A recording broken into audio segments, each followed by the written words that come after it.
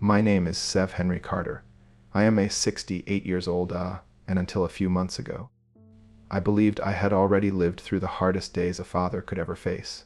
I was wrong. Nothing in my life, not losing friends in war, not decades of hard work, not growing old alone after my wife passed away, could have prepared me for the morning I stood beside my daughter's coffin. I thought that burying my only daughter would be the greatest pain I would ever endure. I had no idea that her funeral was only the beginning of a nightmare that would change my family forever. People often say that evil hides in the shadows. They imagine monsters wearing masks or strangers lurking in dark alleys. But I've learned that sometimes the most dangerous monsters stand beside you wearing expensive suits, smiling for family photographs, and pretending to love the people they secretly want to destroy. If someone had told me that my own son-in-law would become that monster, I would have laughed in disbelief. Now I know better. Everything I'm about to tell you is true from my perspective. Every memory still haunts me. Every word still echoes inside my head. And even today, whenever I smell fresh white lilies, I'm taken back to the afternoon that changed our lives forever. It was the day we buried my daughter.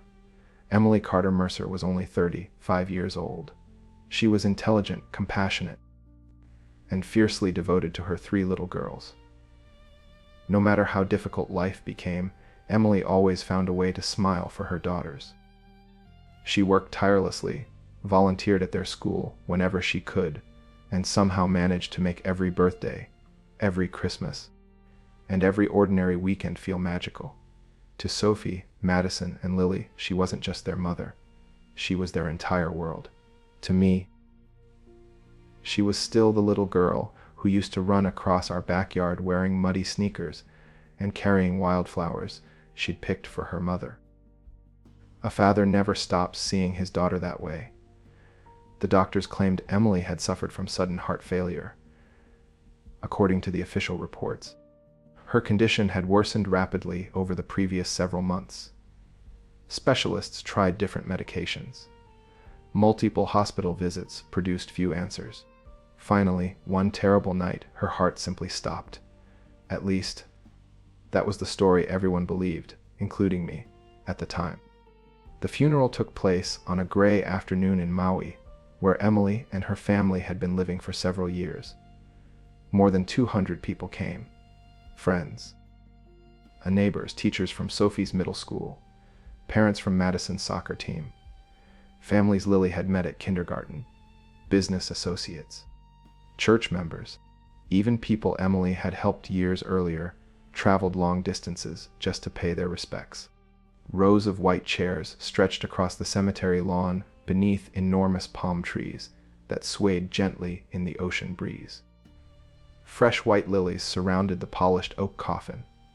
The priest spoke softly about kindness, motherhood, and eternal peace. But I barely heard a word. I couldn't stop staring at the photograph resting beside the casket.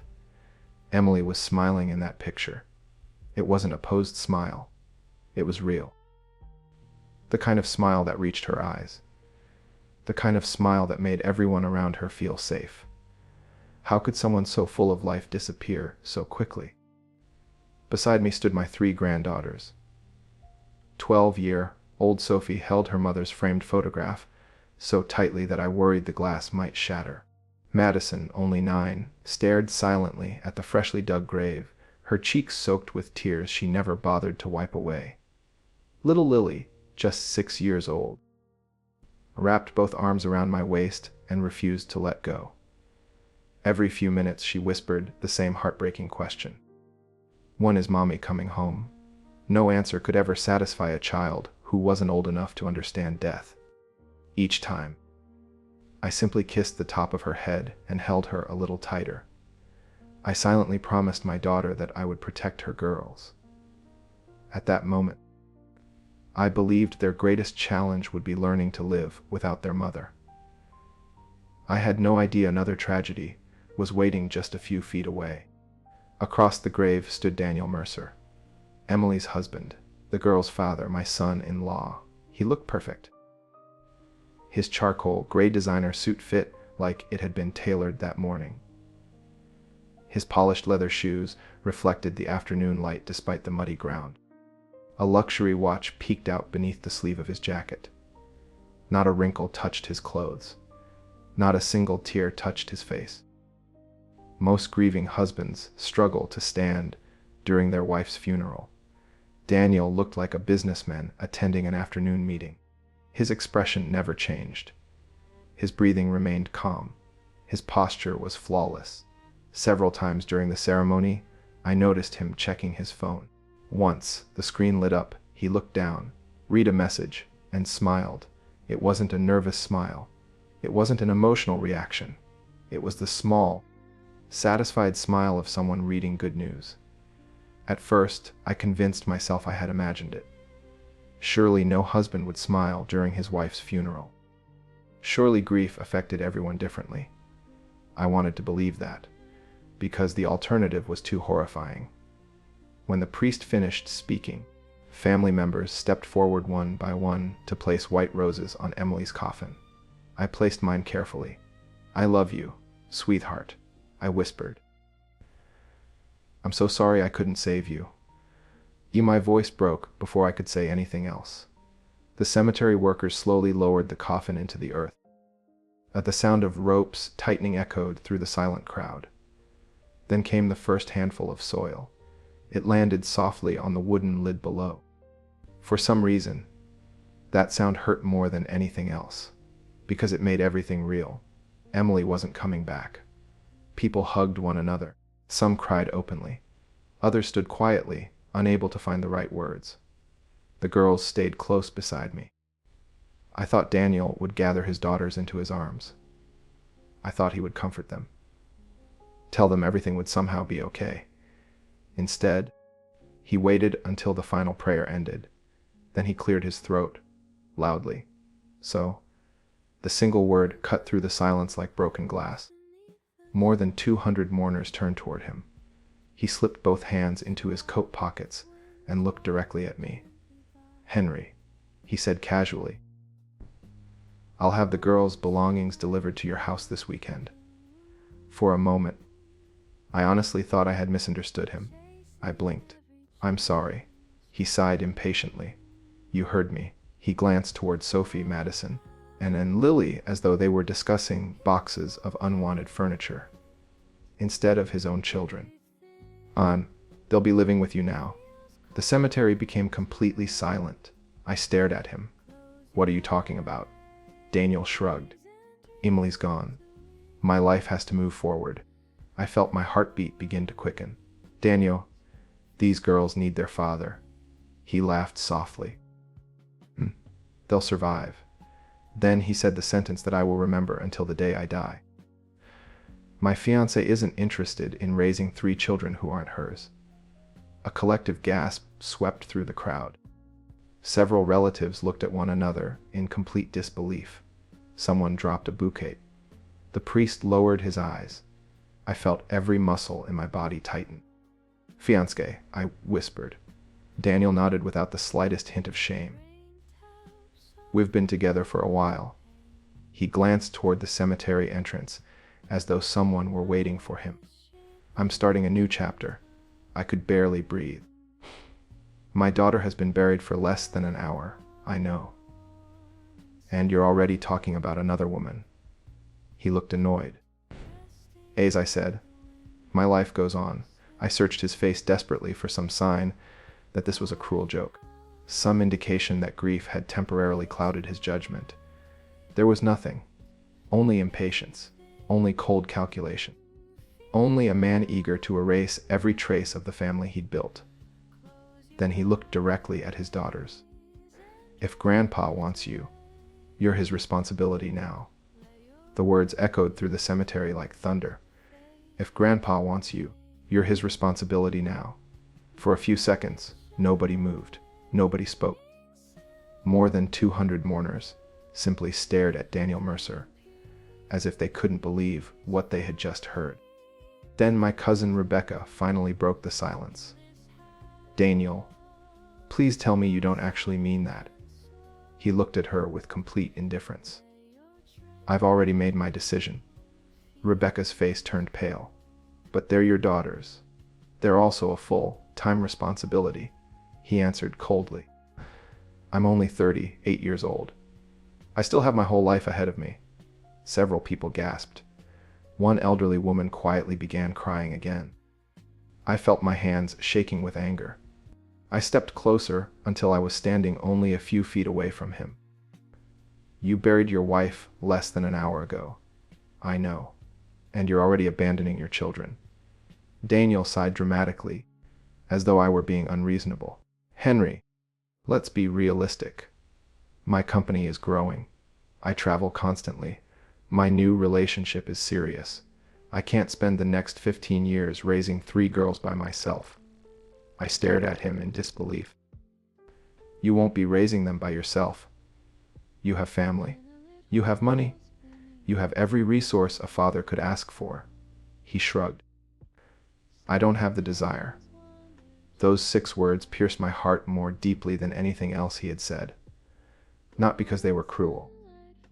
Because they were honest. For the first time, Daniel wasn't pretending to be a loving father. He was showing everyone exactly who he really was. Little Lily slowly stepped out from behind me. Daddy. Her tiny voice trembled. Daniel barely looked at her. When are we going home? For one impossible second, I hoped he would kneel down, pick her up, tell her everything would be okay. Instead, he adjusted the sleeve of his expensive jacket. You'll be living with Grandpa now. Lily frowned in confusion. But why? He didn't answer. Madison started crying openly. Daddy, did we do something wrong? No. Then why don't you want us? Daniel rubbed his forehead impatiently. This isn't the time. A 9-year-old Madison took one step toward him. He stepped backward, away from his own daughter. That single movement told me everything I needed to know. He wasn't grieving. He wasn't overwhelmed. He simply didn't want them anymore. Sophie watched the entire scene without saying a word. Her face remained completely calm. Too calm. Most 12-year-olds would have screamed, cried, begged. Instead, she simply watched her father, almost as though she had expected this moment for a long time. Then she quietly reached down and took both of her sister's hands. I've got you, she whispered. Her voice was so soft that only I heard it. Something about those words unsettled me.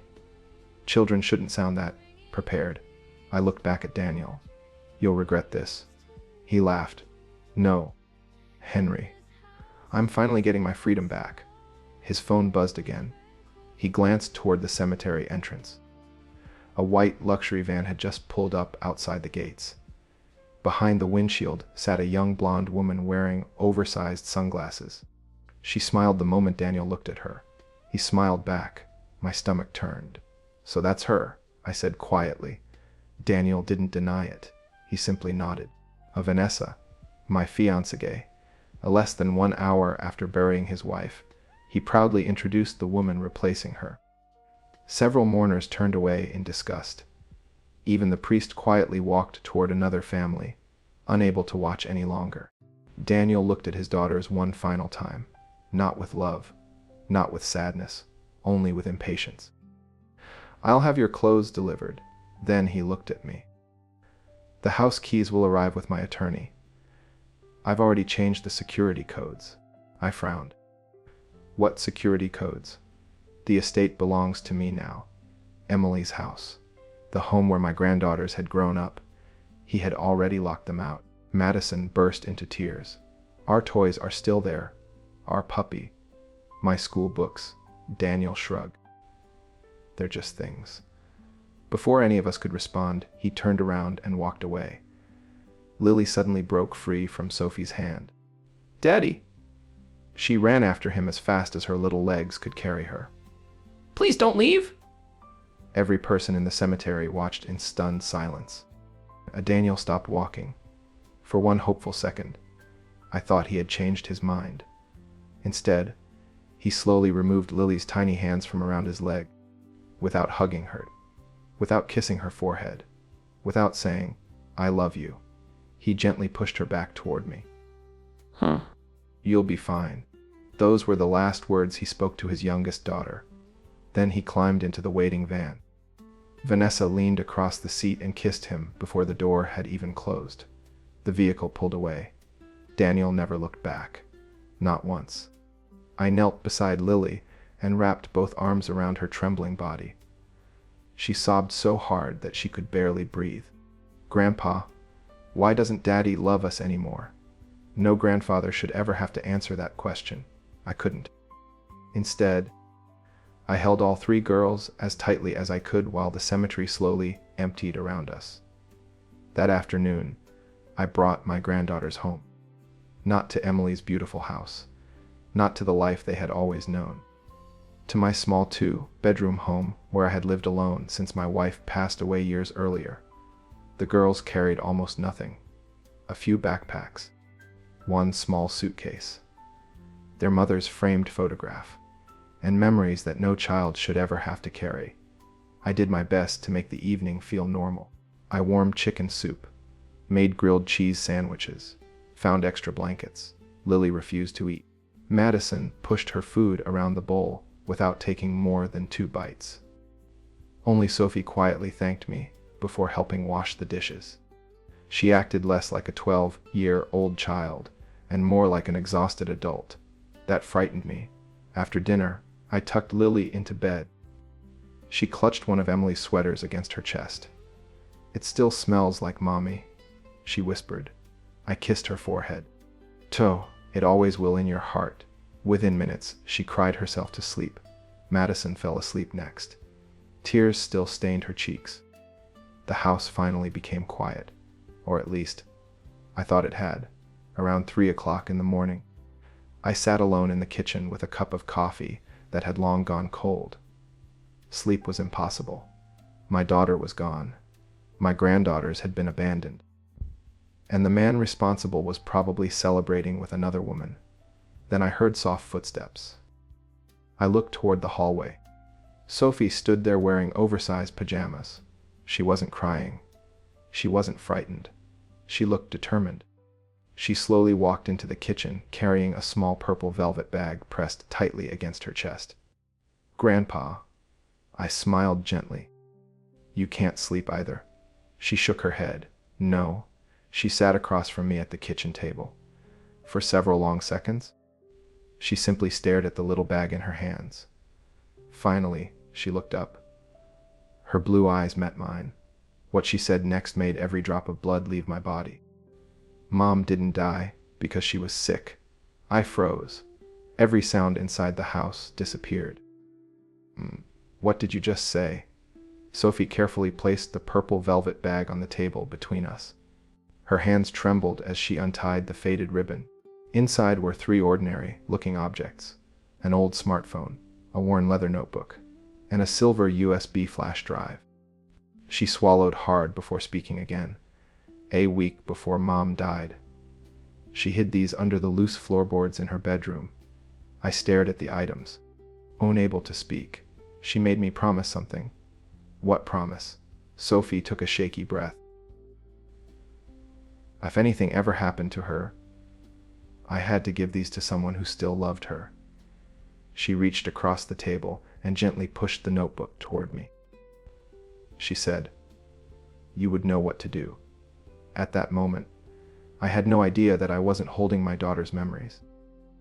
I was holding the evidence that would destroy a killer, and none of our lives would ever be the same. I couldn't move. For several long seconds, I simply stared at the 3 objects lying on my kitchen table: an old smartphone, a weathered leather notebook, a silver USB drive. They looked ordinary. Too ordinary. But something in Sophie's eyes told me they were anything but ordinary. The clock on the kitchen wall ticked loudly in the silence. Outside, rain gently tapped against the windows. Inside, my entire world felt as though it had stopped spinning. I slowly looked back at Sophie. "When did your mother give you these?" She lowered her eyes. "About a week before she died." She was sitting on the edge of her bed. She looked really tired. She kept coughing. Sophie's voice trembled. but she smiled at me anyway. I felt my throat tighten. What exactly did she say? Sophie closed her eyes for a moment, trying to remember every word. She told me, "If something happens to me before you're old enough to understand, don't let your father find this bag." A chill ran through my body. She continued, "Hide it where nobody will ever look. If I don't wake up one day, give it to Grandpa. He'll believe you." Those last 3 words shattered me. He'll believe you. Emily had known, somewhere deep inside. She had known something terrible was coming. I slowly reached for the notebook. The brown leather cover was worn around the edges. It wasn't a diary. It looked more like something a detective would carry. Inside the front cover, written in Emily's familiar handwriting, were 6 simple words. "If you're reading this, I'm gone." Esra, my breathing stopped. Sophie reached across the table and quietly held my hand. I didn't open it. I promised Mom I wouldn't. I nodded. "You did the right thing." With trembling fingers, I turned the first page. The earliest entries looked completely normal. Doctor appointments, medication schedules, blood pressure readings, heart rate, daily symptoms. Emily had carefully recorded everything. Every headache, every dizzy spell, every doctor's visit. At first, it looked exactly like the journal of someone fighting a serious illness. Then, about halfway through the notebook, everything changed. One sentence had been underlined 3 different times. "Something isn't right," I frowned. The next page made my stomach tighten. My medicine tastes different today." I asked Daniel if the pharmacy changed brands. He laughed and said I was imagining things. I turned another page. My coffee tasted bitter again. Daniel insisted it was the new beans. Another page. I became violently sick 2 hours after breakfast. Daniel prepared it. Another. My cardiologist increased my medication. But the pills inside the bottle don't look the same anymore. Every page became darker, more desperate, more frightened. Emily wasn't simply recording symptoms anymore. She was documenting suspicions. Then I reached a page that had tear stains across the bottom. The handwriting shook badly. "I think someone wants me dead." I stopped breathing. "No," I whispered. "This can't be." Sophie watched my face carefully. "What does it say?" I couldn't answer immediately. Instead, I kept reading. Emily wrote that she had secretly compared photographs of her medication taken weeks apart. The pills had changed color, changed size, changed shape. Without any explanation from her doctor, she confronted Daniel. He became angry. He accused her of imagining things. He told her stress was making her paranoid. The next entry chilled me even more. I secretly replaced today's pills with vitamins. My heartbeat remained normal. I didn't get sick. The following day, Daniel personally handed me my medication. I became dizzy within an hour. I slowly closed the notebook. Every instinct inside me screamed that something was terribly wrong. But instinct wasn't enough. If I was going to accuse a wealthy businessman of murder, I needed proof. Real proof. My eyes drifted toward the old smartphone. The battery was completely dead. Fortunately, I still had an old charger in one of my desk drawers. 10 anxious minutes later, the screen flickered to life. The wallpaper nearly broke my heart. It was a family photograph. Emily sat between Sophie, Madison, and Lily on the beach. All 4 of them were laughing. Daniel wasn't in the picture. Perhaps that should have meant something. I unlocked the phone using Emily's birthday. She had never changed it. There were almost no apps, no social media, only one folder. Its name was simply Insurance. I tapped it. Instead of insurance documents, I found dozens of audio recordings. Each one had a date. Each one lasted only a few minutes. My hands began trembling again.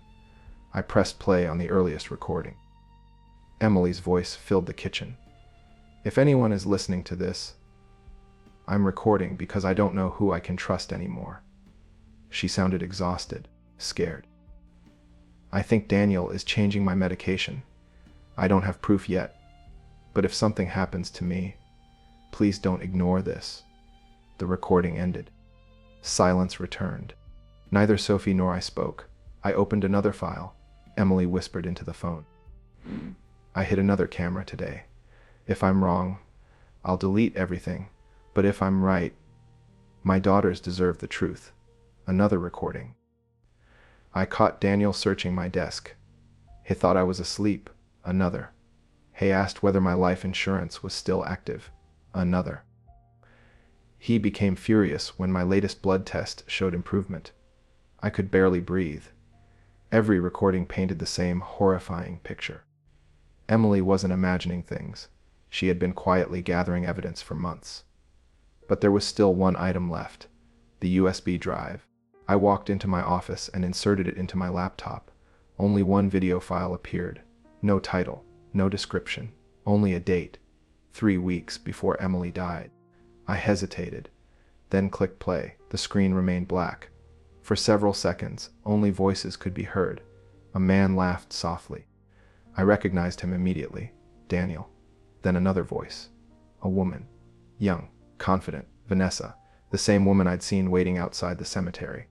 Daniel chuckled. "Everything's almost finished." Vanessa laughed.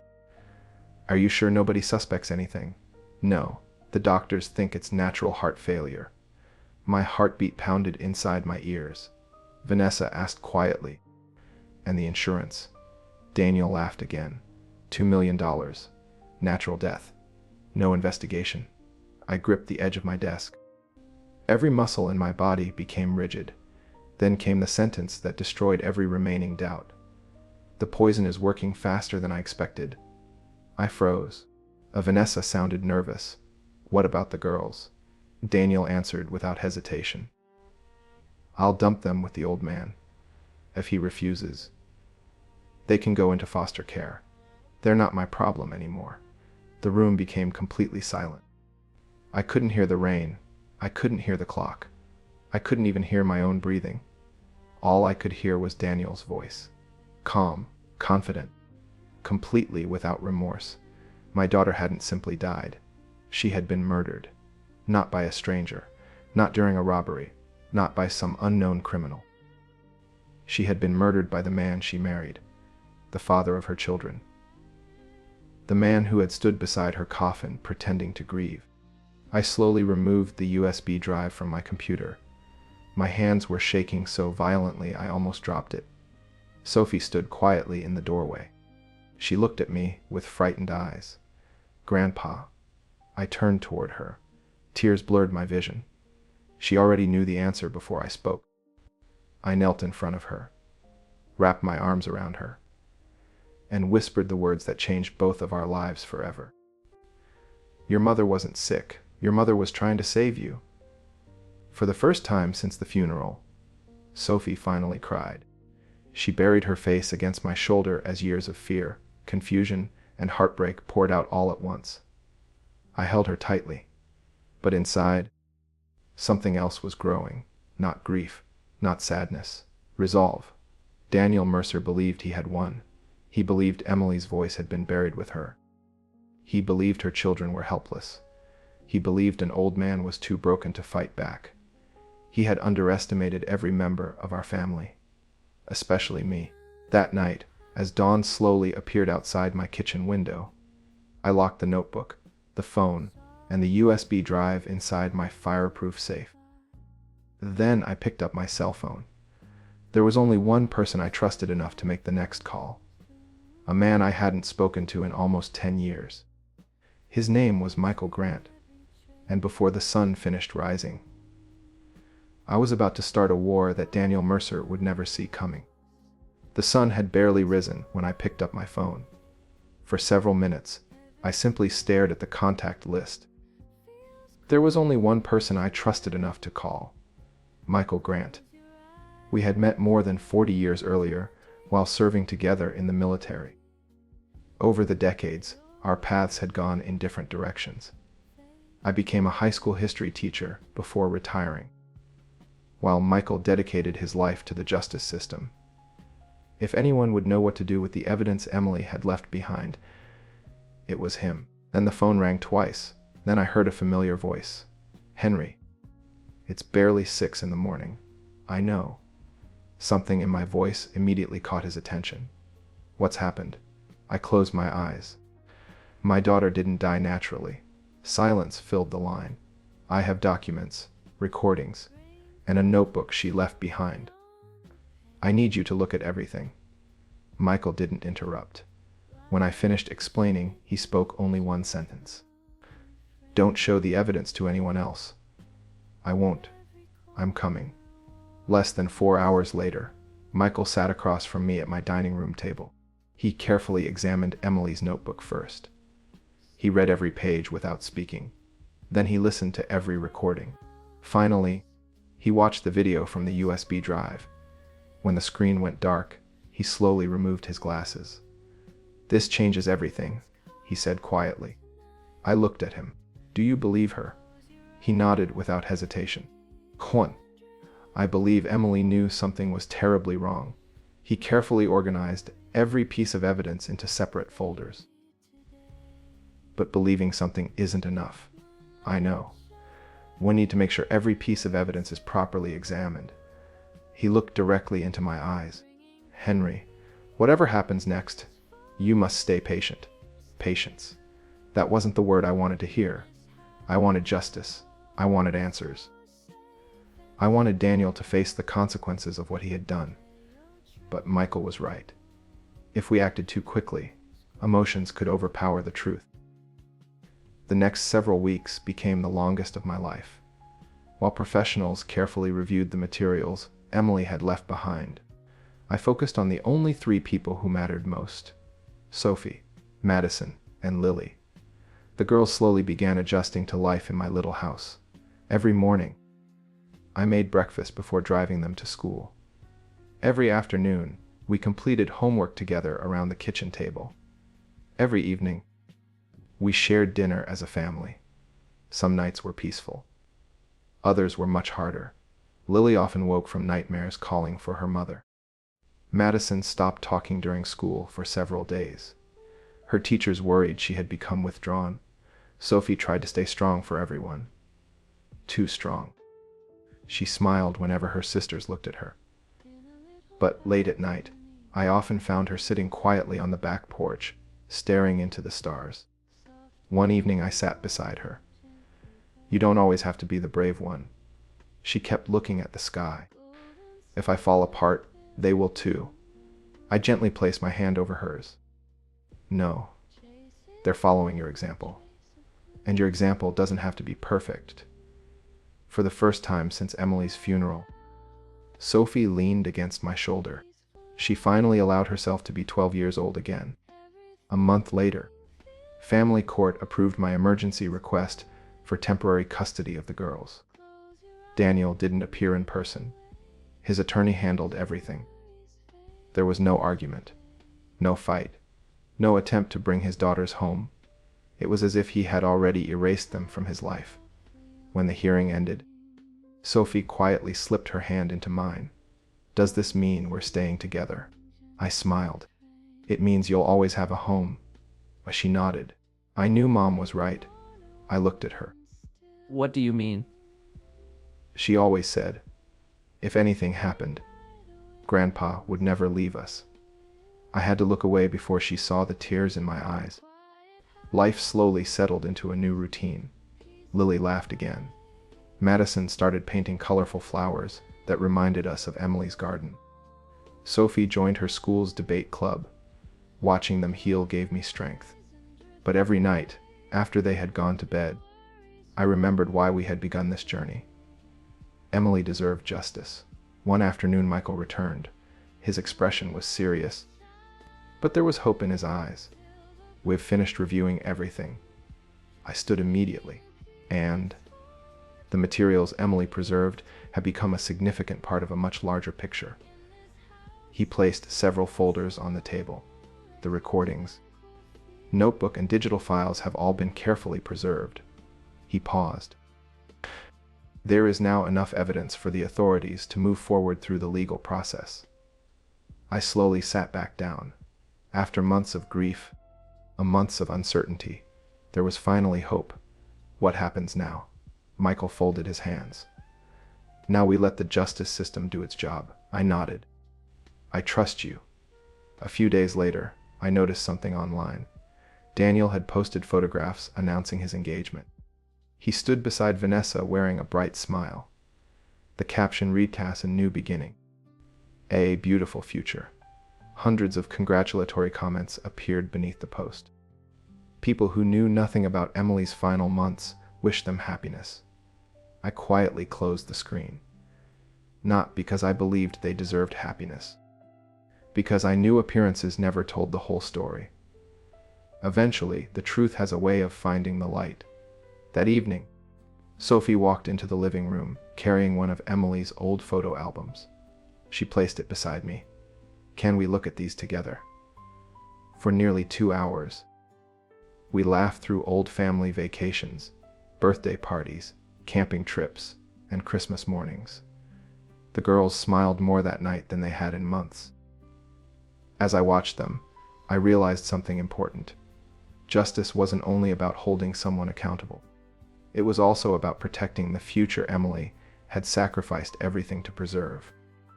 No matter what happened next, Daniel would never again decide the course of these girls' lives. Our family had been broken, but it had not been destroyed. And somewhere deep inside me, I could almost hear Emily's voice. "Take care of my girls, Dad." I looked across the room. Sophie was helping Lily finish a puzzle. Madison was hanging another painting on the refrigerator. I smiled through the tears. "I will, sweetheart. I promise." And for the first time since standing beside my daughter's grave, I truly believed that promise was one I could keep. The weeks that followed felt strangely quiet. Life inside my little house slowly found its rhythm again. Every morning, Lily raced to the kitchen asking what was for breakfast. Madison proudly showed me new paintings she had made at school. Sophie spent hours studying, determined to make her mother proud. Little by little, laughter returned to our home. It wasn't the same laughter we had shared when Emily was alive. It carried sadness beneath it, but it was real, and that meant hope had survived. One afternoon, Michael called. "Henry," he said calmly, "it's time." I knew exactly what he meant. The evidence Emily had carefully preserved had now been fully reviewed by investigators. Every document, every recording, and every digital file had been authenticated and added to the case. Independent experts had examined the materials, and prosecutors believed there was enough evidence to move forward. I thanked Michael quietly. Then I hung up the phone. For a long time, I simply looked at Emily's photograph sitting on my bookshelf. "We're almost there," I whispered. Several days later, another piece of news spread across social media. Daniel and Vanessa had announced the date of their wedding. The ceremony would be held inside one of Charleston's oldest churches. It would be a lavish celebration attended by business partners, politicians, and friends. Their photographs filled the internet. They smiled as though nothing had ever happened, as though Emily had never existed, as though 3 little girls had never called Daniel Dad. People congratulated them. Some commented that Daniel deserved happiness after such a difficult year. Those words hurt. They reminded me how easily appearances deceive people. No one outside our family knew the whole story, but the truth no longer belonged only to us. It was now in the hands of the justice system. On the morning of the wedding, I stayed home with the girls. None of us spoke much. Lily quietly colored pictures at the dining table. Madison sat beside the window reading one of Emily's favorite books. Sophie looked unusually calm. Finally, she asked, "Grandpa, do you think Mom knows we're fighting for her?" I smiled gently. "I think she always believed we would." Sophie nodded. "Then I hope she's smiling." Later that afternoon, Michael called again. "It's over," he said. My heart skipped. What happened? The ceremony never finished. He explained that, before the vows were completed, investigators formally served arrest warrants connected to Emily's death and related financial crimes. The evidence collected over many months had been presented through the proper legal process, and the court authorized the arrests. The celebration came to an immediate end. Guests watched in stunned silence. Some couldn't believe what they were seeing. Others quietly walked away, unable to process the shocking turn of events. Daniel protested loudly. Vanessa insisted there had been a mistake. But neither argument changed what happened next. Both were taken into custody. The legal process had begun. Months passed. The courtroom became the place where every question was finally answered. Expert witnesses testified. Medical records were examined. Financial documents were presented. The recordings Emily had preserved were carefully introduced according to the court's rules. Every piece fit together like parts of a puzzle Emily had spent months assembling. I attended every hearing, not because I wanted revenge, because I wanted to honor my daughter's courage. She had refused to let fear silence her. Now her voice was finally being heard. When the verdict was announced, the courtroom became completely still. The judge thanked the jury for their careful consideration. Justice, at last, had spoken. I closed my eyes, not in celebration, in relief. Nothing could bring Emily back. Nothing could erase the years her daughters would grow up without their mother. But the truth had been acknowledged, and lies no longer controlled our family's story. Outside the courthouse, reporters waited with cameras and microphones. One journalist asked me, "Mr. Carter, after everything you've been through, what would you like people to remember?" I looked toward the courthouse doors before answering. I don't want people to remember the man who betrayed his family. I want them to remember the woman who loved her children enough to protect them, even when she was afraid. Emily never stopped being their mother. And because of her courage, her daughters still have a future. That evening, I drove home. The girls were waiting on the front porch. The moment they saw my car, Lily ran into my arms. Madison hugged me tightly. Sophie looked into my eyes. "You don't have to say anything," she whispered. "I can tell." I smiled through tears. "It's over." For several seconds, none of us spoke. We simply held each other. That night, instead of talking about courtrooms or headlines, we cooked Emily's favorite dinner together. Lily stirred the mashed potatoes. Madison carefully set the table. Sophie baked the apple pie her mother had taught her to make years earlier. Before we ate, we placed one white lily in the center of the table, Emily's favorite flower. We joined hands. No one rushed to speak. Finally, Sophie smiled softly. "Mom would have loved this." I nodded. "She already does." As we shared dinner, I realized something important. Justice isn't measured only by courtroom decisions. Sometimes justice is found in a child laughing again, in a family choosing hope over fear, in keeping a promise to someone who can no longer speak for themselves. Daniel had tried to build a future by abandoning the people who loved him most, and Emily built hers by protecting the people she loved until her very last day. And in the end, love became the legacy that remained. The truth had prevailed. Our family had survived, and although the scars would never completely disappear, we were finally free to begin healing together. 8 years have passed since the day we buried Emily. Sometimes it feels like yesterday. Other times it feels like another lifetime. The pain never completely disappeared. I don't think it ever will. When you lose someone you love that deeply, you don't simply move on. You learn to move forward while carrying their memory with you. That is exactly what our family learned to do. My little house, once so quiet after my wife passed away, slowly became a home filled with life again. Lily was no longer the frightened 6-year-old who woke up crying for her mother. She had grown into a cheerful teenager with a wonderful sense of humor. She loved music, volunteered at the local animal shelter every weekend, and somehow found a way to make everyone around her smile. Madison never stopped painting. The refrigerator that once displayed her childhood drawings eventually became too small for her artwork. She won school competitions, displayed her paintings at local exhibitions, and often told people that every flower she painted reminded her of her mother. Then there was Sophie, the little girl who had carried a purple velvet bag into my kitchen one sleepless night. The girl who had been forced to grow up far too quickly. She never forgot the promise she had made to Emily. Neither did I. One bright spring morning, I sat in the front row of a crowded university auditorium. Families filled every seat. Parents proudly held bouquets of flowers. Cameras flashed from every direction. When Sophie's name was announced, the entire room erupted into applause. She walked confidently across the stage wearing a graduation gown and a bright smile.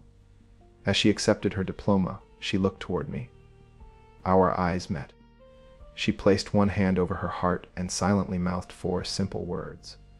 "For you, Mom." I stood and applauded until my hands hurt. Tears rolled freely down my face. They weren't tears of grief. They were tears of pride. Emily would have been so proud of the woman her daughter had become. After the ceremony, Sophie wrapped her arms around me. "We did it, Grandpa." I smiled. "No, your mother did." We simply finished what she started. That evening, the girls and I returned home. We prepared dinner together, just as we had done every Sunday for years. Before we ate, Lily walked into the living room carrying a small wooden box. "Grandpa," she said softly, "I think it's time." I immediately knew what she meant. Inside the box were the few belongings we had carefully protected over the years. Emily's notebook, her old phone, the silver USB drive, and one final envelope we had never opened. Emily's handwriting covered the front. "First to be opened when my girls are happy again." My hands trembled as I carefully unfolded the letter. It read, Dad, if you're reading this, Saf. That means you kept your promise. Faf. I know there were nights when grief felt too heavy up to carry. But I also know you. Fee taught me that courage isn't the absence of fearing, even when there were hard vacations. Remember, mother, life as Lamorai Efrev. Remember life at Kendavis from Ashir the Tharo, I'm not I want to rise, I have full day ordering Margaret, never I or honest, remember I will quite figure right. And that is the story of knowing how you almost one I can learn anything, that I'm not you not need point. I'm gonna put your editing on you that. Dad, always. After for several minutes, nobody spoke. The room was completely silent. Then Lily quietly reached across the table and squeezed my hand. Madison wiped away her tears. Sophie folded the letter carefully and placed it back inside the envelope. "We'll keep this forever," she whispered. I nodded. "So will I." Later that evening, we walked into the backyard. Years earlier, we had planted 3 small yellow flowers in Emily's memory. Those tiny plants had grown into a beautiful garden. Butterflies drifted between the blossoms as the evening sun slowly disappeared beyond the horizon. We stood together without speaking. We didn't need words. Emily's love surrounded us in every flower, every memory, and every smile we shared. Looking back now, I've realized something important. Some people believe money brings happiness. Others believe power can erase the past. But neither lasts forever. Truth has a remarkable way of finding the light. Love has a remarkable way of surviving even the darkest moments. And family is the greatest treasure any person will ever have. If there's one lesson my journey taught me, it's this. Never underestimate the strength of a loving family. Never assume kindness is weakness. Never believe that lies can hide forever. The truth may take time. Justice may require patience. Healing may happen slowly, but hope is stronger than fear when people refuse to give up on one another. If you're fortunate enough to have someone you love, tell them today. Don't wait until tomorrow. Don't assume there will always be another chance. Life is precious, family is priceless, and love is the one inheritance that can never be stolen. Thank you so much for spending your time with me and listening to my story. If this story touched your heart, reminded you of someone you love, or inspired you to never give up on the people who matter most, I hope you'll carry its message with you. Please don't forget to like, subscribe, and leave a comment below to let me know what part of this journey impacted you the most. And your support helps this channel continue sharing meaningful stories like this one. Until next time, take care of yourself, take care of your family, and never stop believing that, even after the darkest storm, light can always find its way home.